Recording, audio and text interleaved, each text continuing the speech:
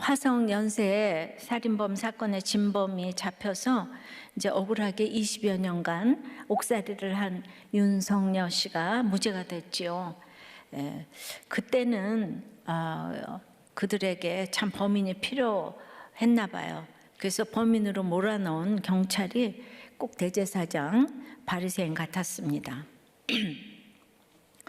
예수님도 다들 의논했지만 빌라도 법정에서 일방적으로 사형으로 몰려서 이제 십자가형을 당하셨죠. 세상에는 수많은 의논이 지금도 행해지죠. 그리고 이렇게 수준이 높을수록 이렇게 억울한 의논의 대상이 될 수 있습니다. 그러나 시간이 걸려서 그렇지 진실은 반드시 이렇게 드러나더라고요. 이 윤석녀 씨는 수십억 보상금을 받는다고 하는데요. 이렇게 이제 끝나서 이런 엄청난 억울한 일에 대한 보상을 받았지만 우리는 이 세상에서 이 억울한 거 풀어달라는 옳고 그른 이런 의논보다는 그 기가 막힌 사건이 천하보다 귀한 구원이 되도록 이렇게 성령의 의논을 해야 합니다. 그래서 성령의 의논은 첫째로 사람을 살리는 구원의 의논이 되어야 합니다. 5절이에요. 바리새파 중에 어떤 믿는 사람들이 일어나 말하되 이방인에게 할례를 행하고 모세의 율법을 지키라 명하는 것이 마땅하다 하니라.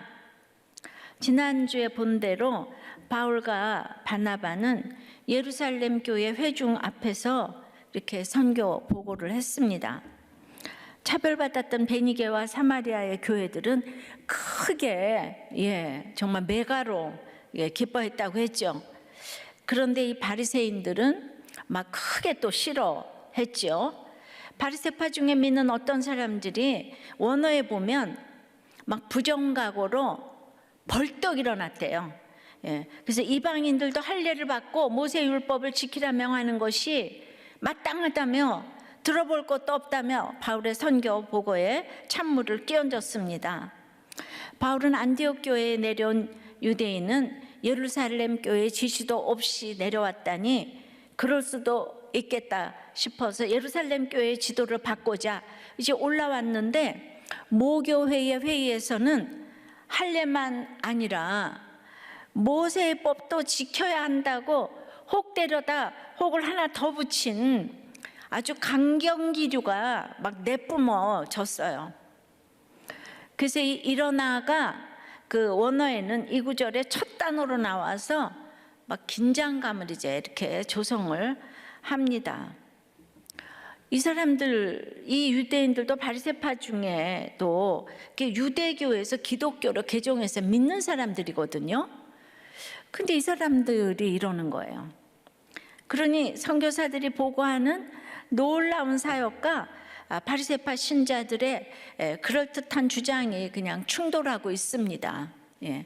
지금도 뭔가 항상 의논을 하지만 한쪽은 맞았고 한쪽은 틀렸을 텐데 모르죠, 우리들은. 바울의 마음이 얼마나 기막혔을까요? 그래서 6절에 사도와 장로들이 이 일을 의논하러 모였답니다. 그래서 의논에도 죽이는 의논이 있고 살리는 의논이 있습니다. 대제사장과 바리새인처럼 예수님을 죽이려고 모여서 의논할 수도 있고 예루살렘 교회 사도들과 장로들처럼 성도를 살리는 의논을 할 수도 있습니다. 교회를 살리고 가정을 살리고 사람을 살리는 의논이 성령의 의논입니다. 이혼 28년 만에 재결합해서 혼인신고하고 10일 만에 천국 보냈다는 구원의 간증을 들으면 인내는 인간이 감당할 부분이 아닌 것 같습니다. 인내는 하늘의 언어 같습니다 라고 나눔한 목자님이 계시던데요. 이 땅에서 우리는 하늘의 언어를 이제 쓰려니까 하늘 가족 식구인 구원의 공동체에서 의논을 하지 않으면은 인내를 못해서 또 다른 구원이 이루어지지 않기 때문에 우리는 이렇게 늘 의논을 해야 합니다.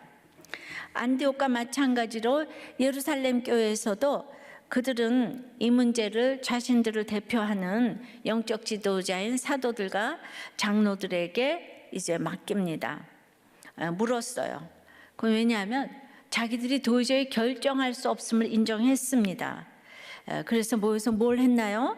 7절 앞에 보니까 많은 변론을 했다고 합니다. 앞서 2절에서 그 안디옥 교회에서도 적지 아니한 다툼과 변론을 벌였다고 했잖아요.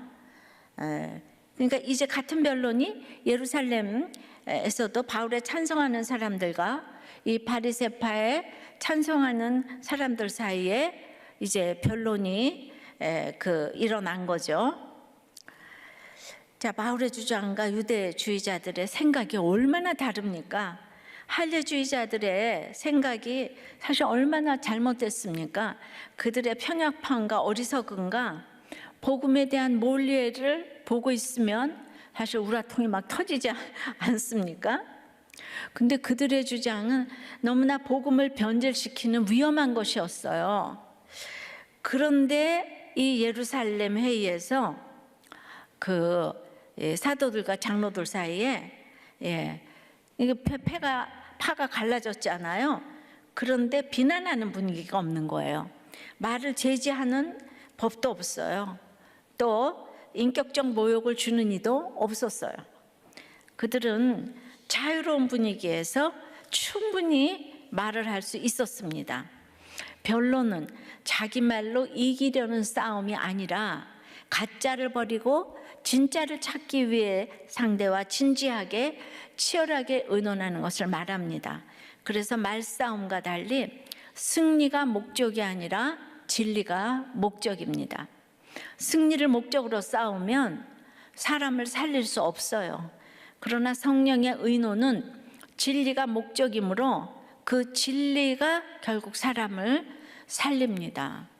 근데 시간이 걸리고 인내를 해야죠. 목적이 진리에 있으니 서로 잘 물을 뿐만 아니라 잘 듣습니다. 그러니까 결혼도 목적이 진리에 있는 사람들끼리 해야 되고, 교회도 그런 사람들끼리 모이면 너무나 잘 묻고 잘 듣는 거예요. 사도들과 장로들이 서로 잘 들으려 했으니 이제 많은 변론이 있었겠죠. 서로 잘 듣고 잘 물으니까요. 각자 자기 주장만 하고 듣지 않았다면 변론은 금세 끝났을 것입니다. 물론 답도 찾을 수 없었겠죠. 기분만 상했겠죠. 적어도 듣는 마음을 가졌기에 많은 변론을 거쳐서 진리에 도달할 수 있었습니다. 적용해 보세요. 여러분은 사람을 살리는 의논을 합니까? 죽이는 의논을 합니까? 직장과 가정과 목장에서 말이죠. 그리고 잘 듣습니까? 지시하고 명령합니까? 자, 어떻게 살리는 의논이 될 수 있죠? 두 번째는 성령의 의논을 하려면 형제의식이 있어야 합니다. 다시 7절이에요. 많은 변론이 있은 후에 베드로가 일어나 말하되 형제들아 너희도 알거니와 하나님이 이방인들로 내 입에서 복음의 말씀을 들어 믿게 하시려고 오래전부터 너희 가운데서 나를 택하시고 이제 많은 변론이 끝난 후에 베드로가 비로소 일어나 자기 말을 합니다. 6세기에 기록된 사본에는 베드로가 성령으로 일어나 말하되라고 했는데, 여러분들 이렇게 성령으로 벌떡 일어나는 거 말고 이렇게 성령으로 일어나는 게 너무 중요합니다. 그래서 성령으로 일어나 처음으로 한 말이 뭔가 하면은 형제들아. 어떻게 이렇게 싸우면서 형제들아 그렇게 부를 수가 있겠습니까? 베드로는 바리새인들도 바울도 모두 주님이 핏값을 치르시고 죽어주신 형제들이라는 거죠. 그러니까 서로에 대한 감정이 나쁠 수도 있고 갈등도 있을 수 있지만 기본적으로는 모두 함께 예수 그리스도의 형제라는 거죠. 그러면 이제 우리가 여기서 또 구속사를 생각해 보는 거예요. 그럼 베드로는 워낙 훌륭하고 수석 사도라서 오래 잘 듣고 그래서 훌륭한 걸 도출해냈다 이러면 얼마나 좋겠어요. 근데 우리는 베드로 같지 못하지 않아요? 그럼 베드로가 믿음이 워낙 훌륭해서 이렇게 형제들아 그러고 얘기를 했겠습니까? 이제 우리가 사도행전 읽어왔잖아요. 얼마 전에 지금 15장에 12장 읽었어요. 고개 갇혔는데 간절히 기도한 성도들이 베드로가 글쎄 막상 나왔다고 하니까 미쳤다고 그러는 거예요. 그리고 감옥 문은 열렸는데 교회 문이 그러니까 안 열렸어요. 그러니까 이때 촛대를 옮기실 수밖에 없다고 했습니다. 그래서 바로 13장에 안디옥 교회가 나오고 여기에 바울의 체험 플러스 구속사의 믿음 시대로 촛대를 옮기십니다. 한번 촛대가 옮겨지면 참 그 사역은 다시 회복하기가 참 어렵더라고요. 그 후로 베드로가 사라졌어요. 근데 갈라디아서에 보면 2장에서 안디옥에 잠깐 나타났습니다. 이때가 언젠가 하면은 2차 전도 여행을 떠나기 전 바로 예루살렘 총회 전후로 봅니다. 그래서 11절부터 14절까지 보면 게바가 안디옥에 이르렀을 때 책망받을 일이 있기로 내가 그를 대면하여 책망하였노라. 게바는 베드로고 바울이 책망했다는 거예요. 야고보에게서 온 어떤 이들이 이르기 전에 게바가 이방인과 함께 먹다가 그들이 오매 그가 할 여자들을 두려워하여 떠나 물러가매 남은 유대인들도 그와 같이 외식함으로 바나바도 그들의 외식에 유혹되었느니라. 그러므로 나는 그들이 복음의 진리를 따라 바르게 행하지 아니함을 보고 모든 자 앞에서 게바에게 이르되 내가 유대인으로서 이방인을 따르고 유대인답게 살지 아니하면서 어찌하여 억지로 이방인을 유대인답게 살게 하려느냐 하였노라. 바울이 막 그냥 막 호통을 지금 치는 걸로 베드로를 야단쳤어요. 자, 베드로가 이방인들과 한 식탁에서 먹다가 야고보에게서 온 예루살렘으로부터 온 유대인들이 오자 그들의 비난을 두려워하여 그 자리를 피하였고 그로 인하여 그 자리에 있던 다른 유대인 게다가 바나바까지도 외식적인 행동을 하게 된 거예요. 그래서 바울이 베드로가 복음의 진리에 근거하여 일관되게 행하지 아니하고 상황에 따라 이중적으로 행동한 데 대하여 책망을 하였던 것입니다. 고넬료 사건을 겪은 베드로가 여전히 율법과 할례에 대해 자유롭지 못하고 두려워하여서 외식을 했던 것입니다. 이렇게 유대인들의 선민 사상은 생각보다 너무 이제 깊었어요. 자, 안디옥에서는 잘 가르쳤지만 갈라디아 교회는 지금 루스드라, 더베, 이고니온 이 교회들은 바울이 개척한 교회입니다. 그런데 바울이 떠나자마자 이단에 빠졌어요. 그래서 갈라디아서 3장 1절에 어리석도다 갈라디아 사람들아 예수 그리스도께서 십자가에 못 박히신 것이 너희 눈앞에 밝히 보이거늘 누가 너희를 꾀더냐. 또 3절에는 너희가 이같이 어리석으냐 성령으로 시작하였다가 이제는 육체로 마치겠느냐 하면서 통렬하게 갈라디아서를 썼습니다. 이게 총회 이전이든지 이후든지 베드로가 외식한 것은 그러므로 바울에게로 촛불을 옮길 만한 일이었습니다. 그러나 베드로가 훌륭한 것은 이때의 사건을 권위 도전으로 보지 않고 이 책망을 잘 들었다는 거예요. 그래서 수제자 맞습니다. 그리고 베드로 최후의 장렬한 변론을 하고 다시는 등장하지 않아요. 여러분은 오늘 베드로 최후의 변론을 보고 듣고 계십니다. 그래서 이 베드로가 꺼낸 첫 마디가 형제들아. 이 얘기는 내가 너희와 다를 게 하나도 없다. 그야말로 별 인생이 없다. 나에게도 고정관념이 뼛속 깊이 박혀 있었다. 고넬료가 이방인으로 성령 받는 것을 보았는데도 여전히 그 유대인 앞에서 이방인과 밥 먹다가 두려워서 도망갔다는 것이에요. 여기서 두려워하여 떠나 물러가매가 그 미완료로 계속 그게 이제 반복되었다는 거예요. 그 당시에 지금. 그러니 당신들이 지금 할례 율법 외치는데 나도 당신들하고 똑같았다. 그러니까 나도 그랬다. 이렇게 베드로가 지금 간증하면서 형제들아 나도 그랬다. 어쨌든 이렇게 그 회개는 했어도 다시 등장하지 않는 것이, 실수도 이렇게 너무 잦으면 촛불을 옮기실 수가 있는 거예요. 그래서 이어지는 베드로의 말은 형제들아 너희도 알거니와, 내가 알거니와가 아니에요. 너희도 알거니와. 베드로 수석 사도로서 내가 변론을 다 들어봤더니 내가 결론을 좀 내리겠어. 이래도 누가 뭐라 그러겠습니까? 그런데 자신을 기준으로 내세우지 않아요. 주 안에서 형제인 지체들, 서로 논쟁하고 있는 그들의 입장을 존중하며 그들이 이미 알고 있는 이 사실로 가르치려고 하지 않고 호소한 거예요. 근데 베드로의 마음이 너무 이해가 되는 거예요. 자, 근데 그들이 알고 있는, 너희가 알고 있는 사실이 뭔가요?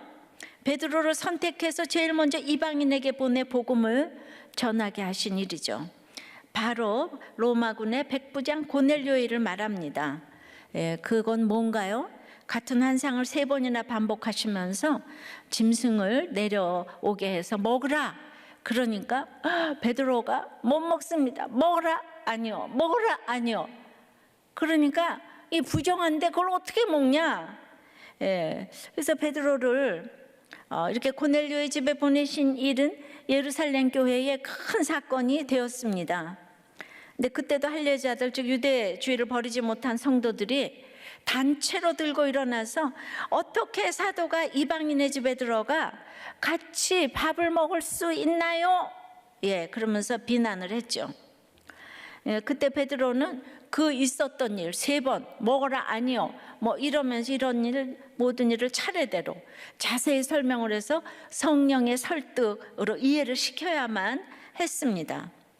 고넬료의 집 한 가정이 성도가 된 것으로도 이렇게 거부 반응을 보였던 사람들인데, 이제 자기들보다 훨씬 많은 이방인들이 예수 믿고 교회로 이제 들어왔다고 하니까 그들이 얼마나 격렬하게 율법과 할례를 주장했을지 이해가 되기도 합니다. 이게 기득권하고 연결이 다 되는 거죠. 그러니까 여기가 지금 일반 성도도 아니고 사도와 장로들임인데도 여전히 이렇게 율법을 앞세우고 있던 사람들이 이제 있었던 거예요. 그렇지만은 베드로는 그들을, 믿음이 약한 그들을 정죄하지 않고 과거 고넬료 사건 때 이미 받아들인 이방인의 구원을 상기시킵니다. 그러니까 내가 당한 게 얼마나 능력인지 몰라요. 의논할 때도 마찬가지입니다. 나는 옳고 당신은 틀렸다. 뭐 그런 일이 선악 과먹고 죄가 들어와서 인간들이 하는 일은 맨날 나는 옳고 너는 그러고 해요. 그래서 그런 마음을 아무리 의논해도 살리는 답을 찾아낼 수가 없습니다. 하지만 나도 당신과 같았다. 나 당신하고 똑같아. 뭐 바람 폈어, 망했어, 아이가 속 썩여. 그러면서 간증을 하며 주 안에서 한 형제 의식을 가질 때 성령의 의논이 돼서 구원으로 인도되는 거예요. 이 중등부의 한 학생은 조두순을 다 무서워하고 막 그 집을 어떻게 해야 된다 그러지만은 자기는 그것이 옳다고 생각이 안 된다고. 중등부 화이팅. 맞습니다. 구원이 전적으로 주님 몫이라면 주 안에서 한 형제가 될 수 있고 어떤 범죄자도 형제가 될 수 있는 것이죠. 베드로도 주님을 3번이나 부인한 죄인이고 바울도 스데반 죽인 죄인이고, 이런 얘기를 하면서 늘 형제의식을 가질 때 의논이 되는 거예요. 맞아요. 우리는 모두 이 지구상 어떤 사람도 한 형제인 거예요. 우린 다 같이 주님이 피로 값주고 살려주신 형제예요. 그래서 이제 이번 주일에도 막 정인이 그 사건으로 온 나라가 지금 그냥 비탄에 이제 빠졌어요. 그 아이가 정말 너무 예쁘더군요. 기가 막힙니다. 너무 이제 정인이 때문에 애도를 하니까 저는 이제 좀 다른 면으로 좀 봐볼게요. 얘가 입양되어서 16개월 때 그렇게 죽어서 국민적인 공분을 지금 사고 있잖아요. 그런데 그런 뱃속에서 단번에 죽은 아이들은 어떡하나 이 생각이 드는 거죠. 우리 모두 죄인인데요. 올해 사자성어가 아시탑이에요. 내로남불. 나는 옳고 너는 그르고. 근데 저는 이제 좀 그 정인이 엄마를 이제 정인이는 이미 갔는데 남은 이 정인이 엄마를 생각할 때 너무 많이 아픈 것 같아요. 많이 아프면요 부모도 건드릴 수가 없는 게 있어요. 게다가 정상적으로 학교까지 졸업을 했으니까 이렇게 딸을 좀 믿고 싶은 것도 있지 않았을까요? 이랬을 때 본인이 입양을 한다고 하니까 정말 말릴 수 없었을 것 같아요. 자식 가진 사람들은 남의 말을 할 수가 없습니다. 그래서 특별히 정인이 어머니 아버지 너무 힘들었을 것 같아요.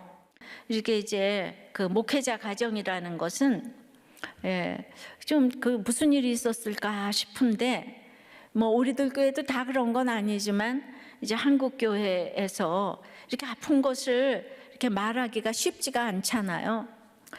그래서 저는 이렇게 아픈데 이런 집이 이제 많으리라고 생각을 합니다. 그래서 우리들 교회들 왜 아픈 사람이 없겠습니까? 우리들 교회도 이번 수요일 날에 초원님이 간증하면서 조현병 딸을 20살이 넘은 정말 꼼짝도 하지 않고 집에 있는데 남편에게 정말 매를 맞아가면서 아픈 조현병 딸을 가진 분이 지금 목자 마을지기를 넘어서 초원지기가 되어서 얼굴도 예쁜 분이 정말 지경이 넓어져서 많은 사람들을 살리고 있거든요. 그러니까 다 이 아픈 가정의 부모들이 아이와 같이 일거수일투족을 같이 살면서 그리고 자신의 죄를 깨달아가면서 정말 하루하루 살아요.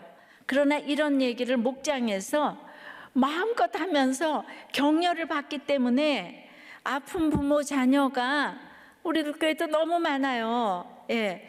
그 문제가 많아도 이렇게 또 문제 없이 가고 있는 것이죠. 계속 문제가 많아요. 그런데 그 문제보다 하나 더 기쁜 것이 있어서 나누면서 가는 거예요. 우리는 다 형제고 별 인생이 없다는 거예요. 이런 걸 공동체에서 의논을 하기 때문에 이것이 살리는 의논이 되는 것입니다. 그러니까 무엇이든지 아시타비 나는 옳고 너는 그러다 하면 집은 집이고 교회고 나라고 살리는 의논이 되지를 않습니다. 그래서 저는 사회적인 적용을 오늘 한번 나눠보셨으면 좋겠는데 적용을 해보실 때 조두순이 신자인지 불신자인지 몰라요. 하여튼 그렇고 또 정인이 또 부모도 또 그거는 이제 나타나는 또 공인된 신자라고 하지만은 여러분은 신자이건 불신자이건 모두 구원받아야 할 대상이라는 이 형제의식이 얼마나 있습니까? 이 주님은 정말 우리 강도를 위해서 정말 누구를 위해서 십자가에 못 박혀 죽으시기까지 했잖아요. 그러니까 그게 남의 얘기가 아니고 나한테 오늘 주신 음성으로 들려야 된다는 거죠. 그래서 진짜 혹여나 정말 이 정인이 엄마가 목장에 온다면 여러분들은 어떻게 의논하실까요? 그러니까 이런 것들이 이게 남의 얘기가 아니고 항상 내 얘기, 내 딸 얘기, 내 엄마의 얘기로 늘 받아들여서 아파하고 기도하는 것이 한국교회가 회개하는 태도가 아닐까 싶습니다. 그냥 추상적으로 회개를 하면 뭘 어떻게 해야 될지 모르잖아요. 당장 우리들 교회에서부터 그렇게 이제 적용을 좀 해보셨으면 좋겠어요. 그래서 세 번째는 성령의 의논, 세 번째는 하나님이 이제 답이신 거예요. 8절 9절입니다. 또 마음을 아시는 하나님이 우리에게와 같이 그들에게도 성령을 주어 증언하시고 믿음으로 그들의 마음을 깨끗이 하사 그들이나 우리나 차별하지 아니하셨느니라. 서로 다른 의견이 충돌하는 변론이나 논쟁의 답은 증인이나 증거로 결정이 되잖아요. 그러니까 법정에서 증인이 얼마나 중요합니까? 그래서 따라서 베드로도 여기서 증인을 제시하는데요. 그 증인이 바로 하나님이시라는 거예요. 하나님이 증언하셨다는 거예요. 여기서 부정과거를 써서 이거는 기정사실이라는 거죠. 하나님이 확실히 증언하셨는데, 자 그러면 무엇을 증언하셨다고 합니까? 이방인도 복음을 듣고 믿어 그리스도인이 되었다는 거예요. 율법 없는 이방인들도 오직 믿음으로 하나님의 백성이 되었다는 것을 하나님이 증언하셨다는 것이죠. 그러니까 바울과 바나바가 안디옥에서부터 올라와 보고한 내용에 대해 우리가 지금 왈가왈부하고 있지만 사실은 이미 하나님이 확실히 증언하셨다는 것입니다. 그러면은 또 하나님은 어떤 방법으로 증언을 하셨습니까? 성령을 주어 증언하셨어요. 고넬료 집에 모인 이방인들에게 성령을 부어주셔서 그들이 방언으로 하나님을 찬양했지요. 11장에 나오죠. 오순절 성령 강림과 똑같은 일이 이방인의 집에서도 똑같이 일어났다는 것입니다. 할례파든 바리새파든 율법주의자든 그들의 이론으로 절대 반박할 수 없는 가장 확실한 성령의 증거로 하나님이 증언하신 일이라는 거예요. 이렇게 증언하신 하나님은 어떤 분입니까? 베드로는 마음을 아시는 하나님이라고 밝힙니다. 이것은 이방인과 율법의 문제에서 하나님과 사람의 관점이 근본적으로 이제 다른 것을 얘기하죠. 사람은 외모를 보나 하나님은 마음을 아신다고 그러잖아요. 사람의 속마음을 보시기에 겉으로 율법을 지키는 척하는 것이, 겸손한 척, 믿음 있는 척, 이게 통하지 않는다는 거예요. 어떻게 우리들 교회 주제가 할까요? 척척척. 자, 10절입니다. 그런데 지금 너희가 어찌하여 하나님을 시험하여 우리 조상과 우리도 능히 매지 못하던 멍에를 제자들의 목에 두려느냐? 이방인에게 할례와 율법 준수를 요구하는 바리새파 형제들은 겉으로는 의롭게 보입니다. 전통과 민족을 사랑하는 막 애국자 같아요. 종교적으로는 더 거룩해 보입니다. 우리 막 양쪽으로 다들 애국자 같아요. 누가 더 애국자인지 모르겠어요. 온라인 예배를 드리는 사람은 애국자입니까? 대면 예배, 서로가 이제 다 애국자입니다. 그런데 하나님에 대한 불신은 인간에 대한 잘못된 이해와 연결되어 있습니다. 바리새인은 인간을 스스로 의롭게 될 수 있는 존재로 여겼습니다. 그래서 그들에겐 율법 준수가 인간이 능히 질 수 있는 멍에인 거예요.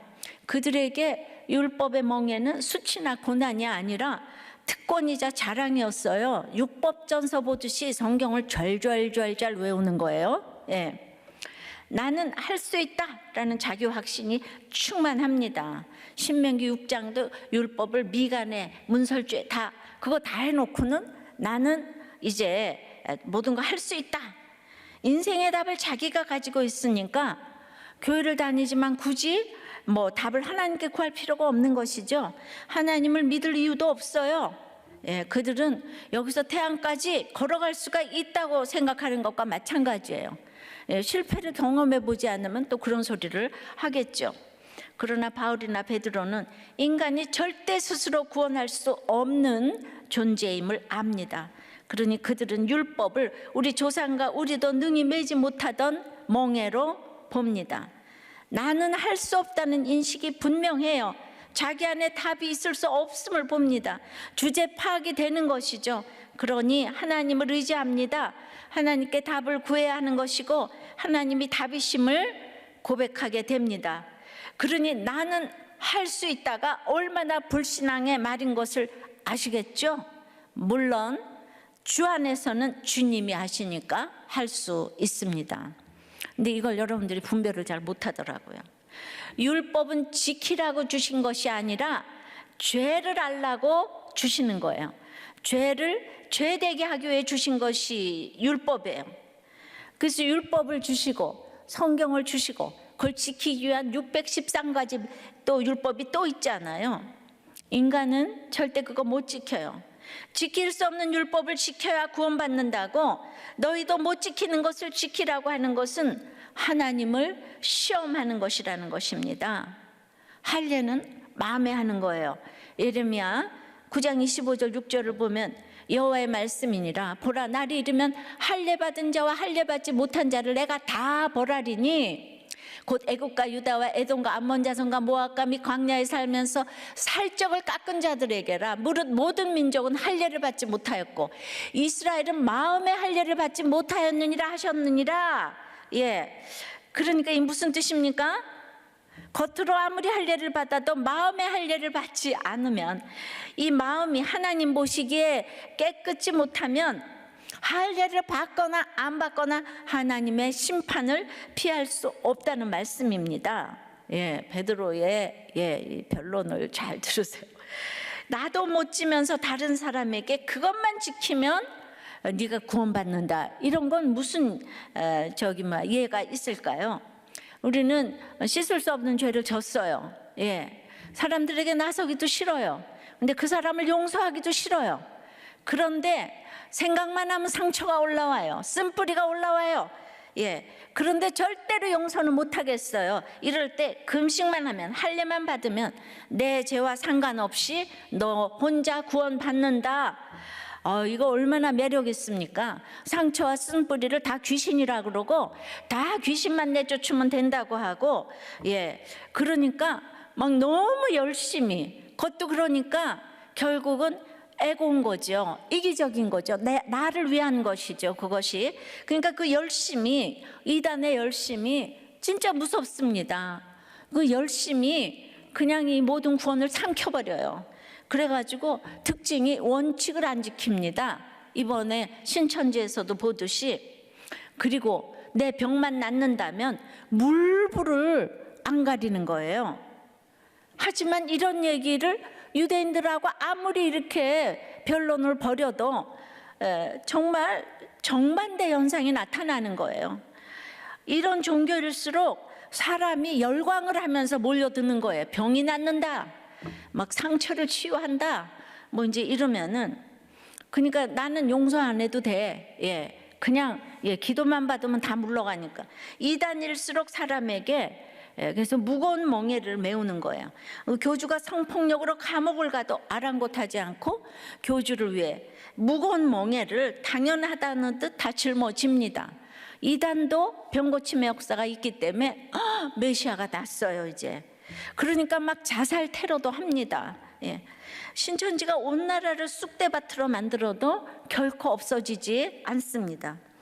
사람은 무언가 특별한 멍에를 질 때에 부적같이 종교적 효험이 나타난다고 믿습니다. 이 무서운 할례를 몸에 하면은 거기에 부적 효과가 나타날 것만 같습니다. 부처 앞에 3000배를 올리고 나면 뭐가 잘 될 것과 같은 것과 똑같아요. 그만큼 인간의 종교 심리는 부패해 있어요. 인간은요, 이 본능적으로 영적이에요.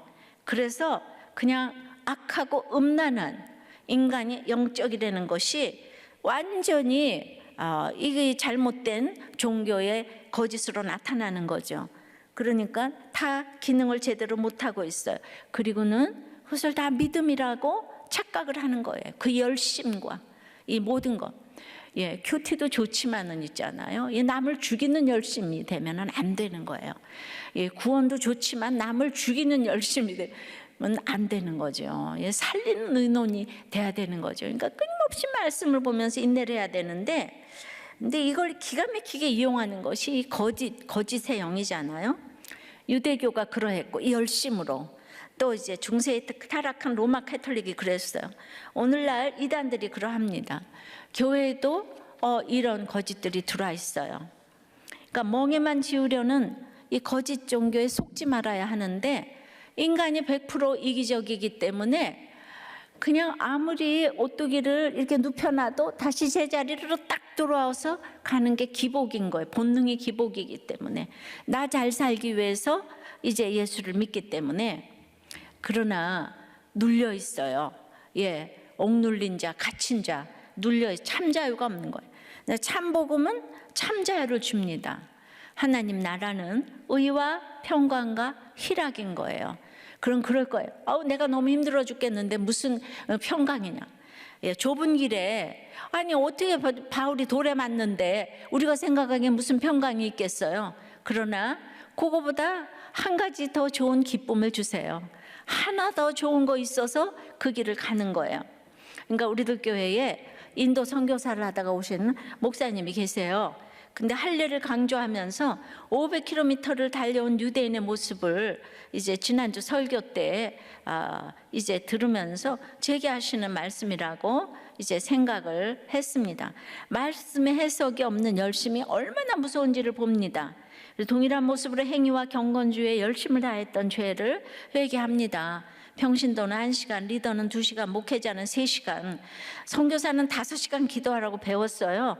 그래서 뭐 졸든 어찌하든 하루 5시간 기도 시간을 채우고 나서는 딱 보면 기도 시간을 채우지 못하는 사람에게 정죄와 판단이 되기 시작을 했다는 거죠.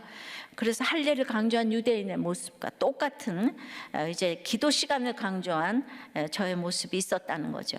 그러니까 또 구원을 함께 기뻐하는 공동체가 중요하다고 하셨는데, 그렇게 기도를 하고도 지금까지 진실됨으로 나누는 공동체가 없었습니다. 이게 얼마나 무거운 멍에냐고요. 그러니 11절입니다.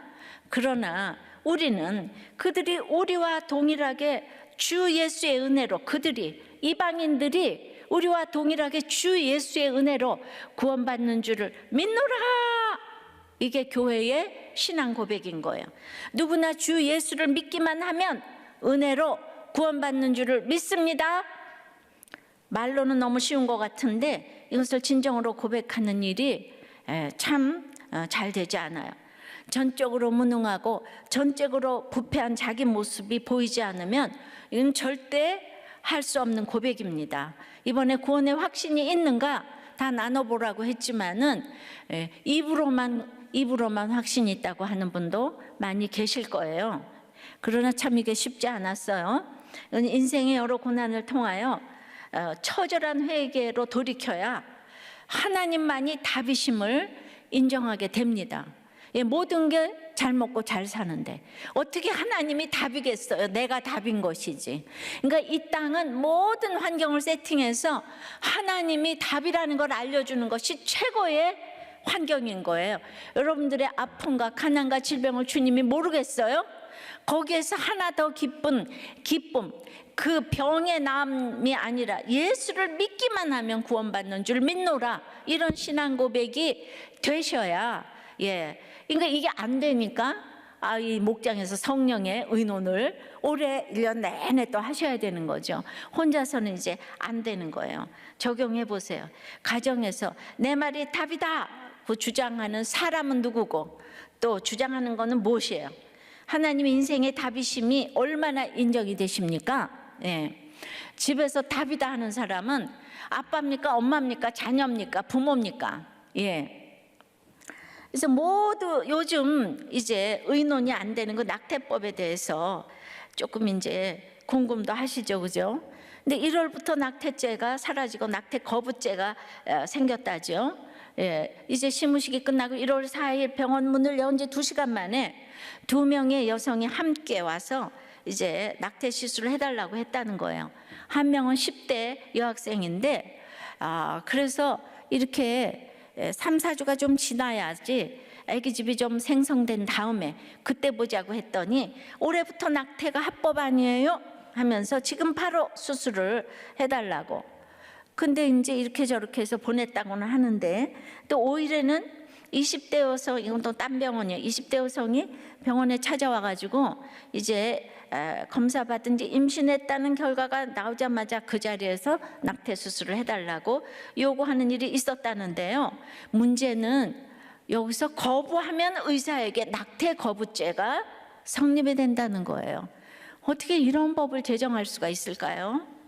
그래서 한초은 변호사님의 의견에 따르면요, 결혼, 출산, 양육이라는 기본적인 과정이 이게 순리대로 이루어져야 하는데 결혼도 안 해, 출산도 안 해, 자유로이 낙태해, 이혼하고 양육을 포기하고, 그러니까 아동을 또 입양하면 이렇게 학대하는 일이 점점 이렇게 늘어나는 것이 요즘의 현실인데, 낙태 문제는 이러한 전반적인 가정 파괴, 생명 경시의 한 부분이라고 생각합니다. 그래서 결혼 및 이혼의 문제, 입양 문제, 아동 학대 문제 등과도 이렇게 밀접하게 연결되어 있는 것 같습니다. 이런 의미에서 우리들 교회 가정중수 사역이 어쩌면 가장 종합적인 접근이 아닌가 싶어요. 정인이 사건으로 입양이 더욱 위축되지 않을까 싶은데요. 교회 차원에서는 낙태죄 처벌이라는 현안보다는 낙태 반대 생명보호의 일환으로 낙태를 안 하고 아이를 낳은 미혼 부모에 대한 지원과 입양 가정에 대한 지원 등에 앞장서는 것이 필요하지 않을까 생각해 봤습니다. 아울러 우리들의 가정중수 사역을 좀 더 사회적으로 사회 참여적으로 실행할 수 있으면 좋겠습니다. 여러분들도 기도해 주시고요. 낙태 개정법에 동의해달라고 하면서 여러분은 이제 많은 변론에 직면했을 것이에요. 그래서 낙태 개정 동의에 불을 비친 그 의사 집사님이 자기가 아끼는 친구 후배인 여성 암 전공인 그 센터장 의사 그 친구 후배에게 이제 개정 동의를 이제 부탁했어요. 근데 그분은 난 낙태죄를 폐지해야 한다는 의견이야. 종교와 믿음 또한 내 개인의 문제니까 이해해 주기를 바래. 내 주변에 우리 부모님을 비롯해서 수많은 친척들이 기독교인이고 뭐 늘 기도 중이시지만 난 자유의지로 종교 없는 삶을 선택한 거야. 주소를 물어보는 이유가 뭔가를 보내려고 하는 거면 사양할게. 이분이 같은 의사로서 그런 의사의 관계에 굉장히 그 선후배 간에 대단한 게 있잖아요. 그런데 이런 편지를 받고 얼마나 자괴감이 들으셨겠어요. 이 서늘해지는 변론에 너무 많이 낙심이 된 거예요. 막 그냥 정말 우울증이 생기려고 정말 하는. 그러나 형제의식을 가지고 하나님이 답이라는 마음을 가지고 이분이 다시 답장을 보냈습니다. 여기에 저는 박수를 보내고 싶어요. 사랑하는 아무개에게 네 메시지를 받고 마음이 무겁네.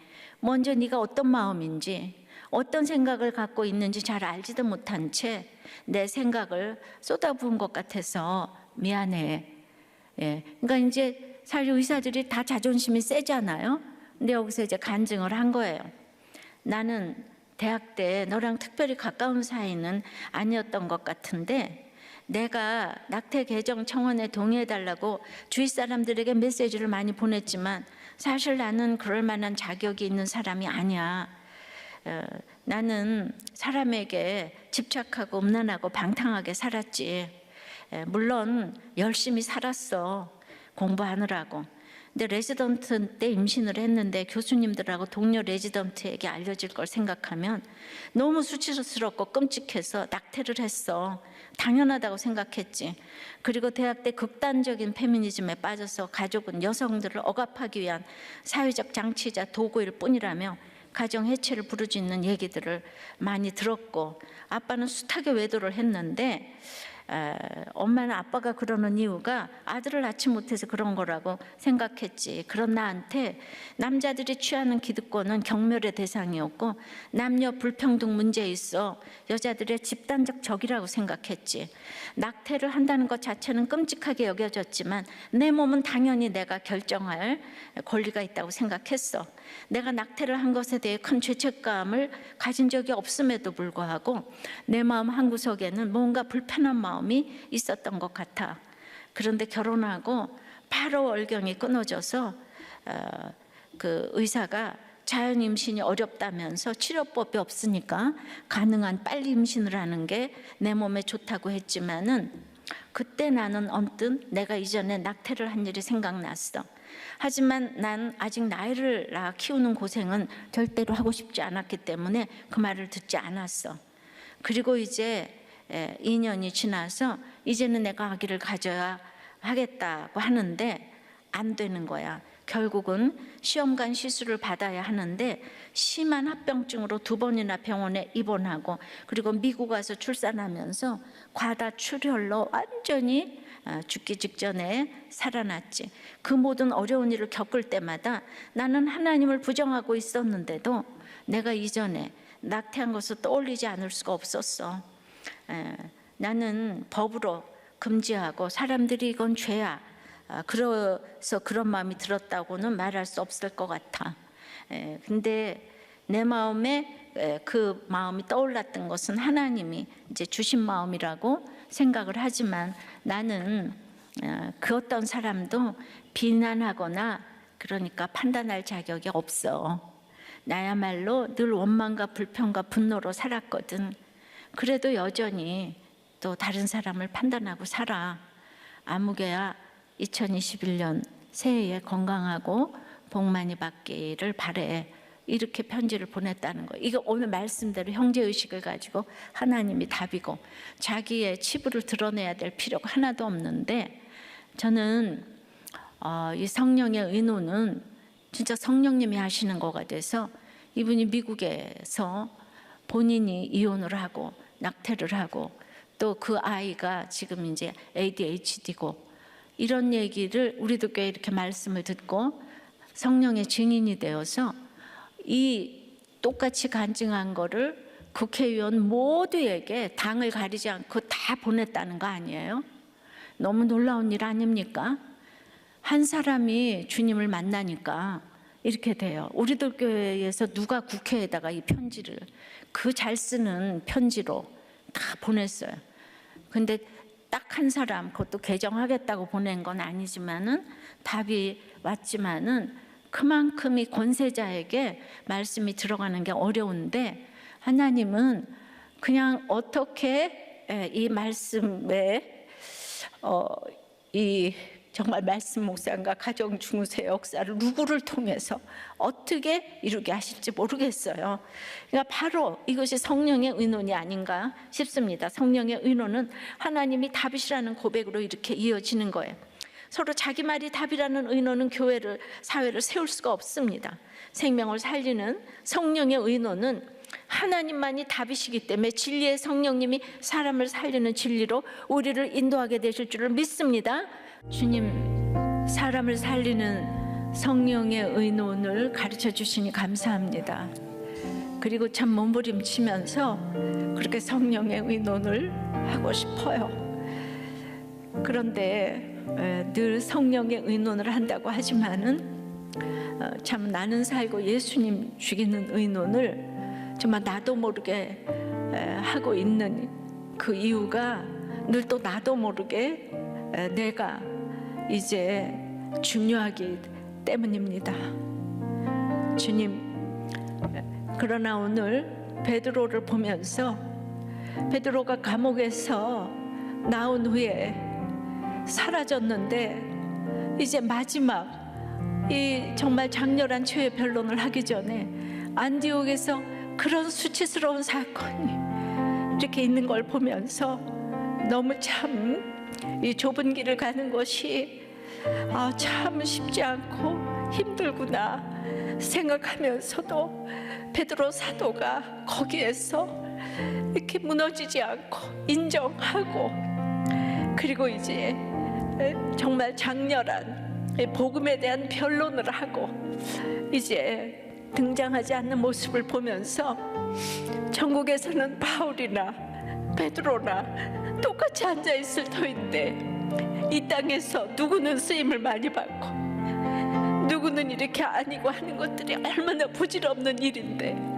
주님, 이렇게 우리가 성령의 의논을 하지 못하고 이렇게 내가 중심인, 그래서 인생이 슬프고 그 연민으로 이렇게 힘들어하는 우리들 모두 불쌍히 여겨 주시옵시고, 어떤 것도 인간은 100% 죄인이고 마지막까지도 그 거룩에 도달할 수 없다는 걸 알게 하여 주시옵시고, 베드로가 그 마지막에 두려워하고 떨며 물러갔다고 하는 말이, 그 계속적으로 됐다는 말이, 아버지 하나님, 참 우리가 완전할 수 없는데 유대인들은 내가 할 수 있다고 날마다 외치는 그들의 그 무서운 열심을 보면서 얼마나 우리가 위축되는지 모릅니다. 주님, 성령의 의논을 하게 도와주시옵시고, 이제 정말 이 땅에서 일어나는 여론과 이혼과 출산과 낙태와 또 입양과 이 모든 사건에서 이렇게 또 정인이 사건이 터졌습니다. 주님, 이 정인이 엄마가 그러고 싶어서 그렇겠습니까? 그러고 싶어서 그런 사람이 어디 있겠습니까? 주님, 이 정인이 부모 같은 모든 이 부모들, 엄마들을 찾아가셔서 주님 성령님 안수하여 주시옵시고, 이제 이 사건이 약재료가 되어서 여기서 무너지지 않고 이제 하나님을 만나서 아버지 하나님 참으로 모든 사람들에게 간증할 수 있는 이 부모가 될 수 있도록 주님 역사하여 주시옵소서. 대하생명보호법 제정돼야 합니다. 차별금지법 통과되면 안 되겠습니다. 한 명의 이것을 부르짖을 수 있는 입법위원을 허락하여 주시옵소서. 목숨 걸고 부르짖을 수 있는 그 한 사람을 허락하여 주시옵소서. 도와주시옵소서. 이 나라가 인구 절벽 시대로 가고 있는데 무엇 때문에 의논을 하는지 모르겠습니다. 아버지 하나님, 모든 사람들이 모여서 지금 무엇 때문에 의논하는지 모르겠습니다. 성령의 의논을 할 수 있도록, 사람 살리는 의논을 할 수 있도록 주여 역사하여 주시옵소서. 도와주시옵소서. 불쌍히 여겨 주시옵소서. 우리나라를 긍휼히 여겨 주시옵소서. 바른 생각을 하도록 도와주시옵소서. 예수 그리스도 이름으로 기도드리옵나이다. 아멘.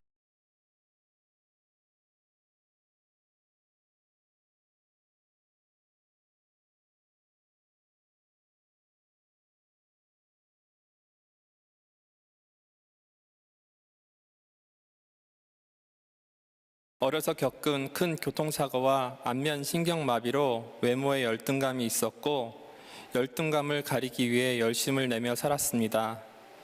26살 어린 나이에 당신 말이 곧 법이신 아버지의 강요로 결혼했지만 남편의 역할과 결혼 생활을 유지해야 할 의미를 몰랐습니다. 그러다 불륜을 저지른 것이 드러나 평생 죄인으로 살기 싫어 이혼했습니다. 그 후 저와 불륜을 행했던 지금의 아내와 재혼해 행복한 가정을 이루고자 했지만 의지와 다르게 날이 갈수록 허물어져 갔습니다.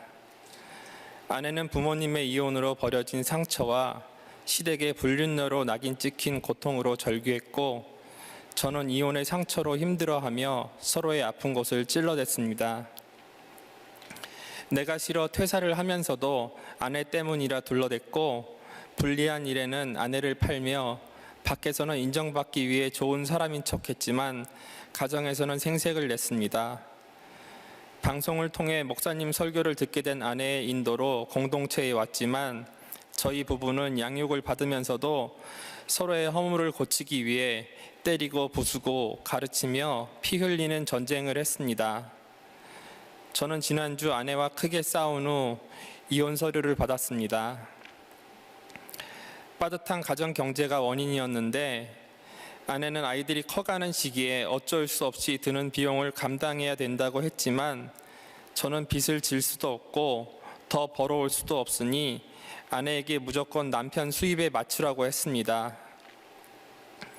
가정의 수입과 지출도 하나님이 답이 되셔야 하는데 제 답에 맞추라고 우겼습니다.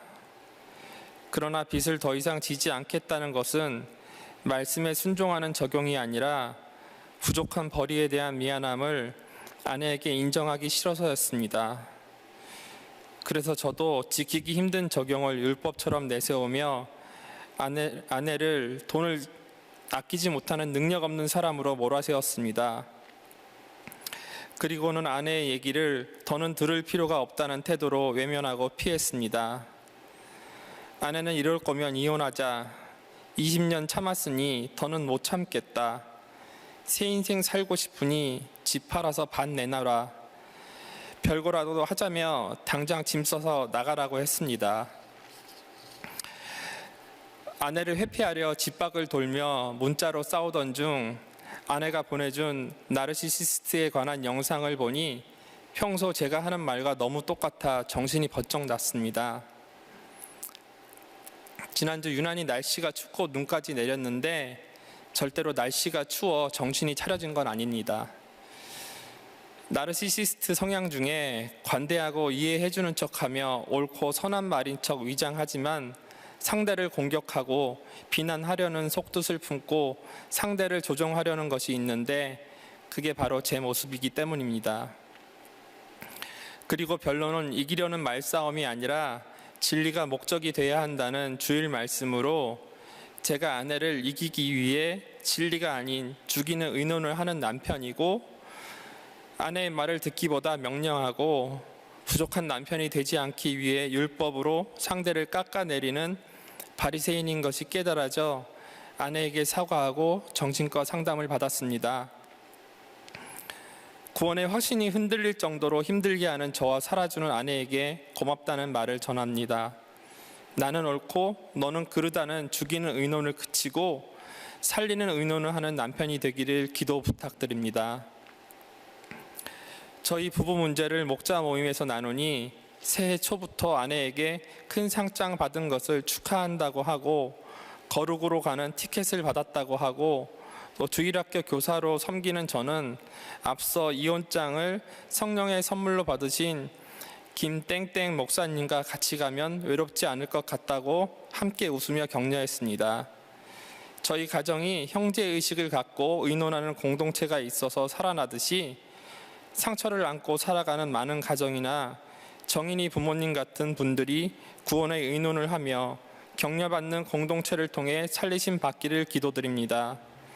문제 많은 저희 부부에게 문제보다 하나 더 기쁜 말씀과 공동체를 주신 하나님 사랑합니다.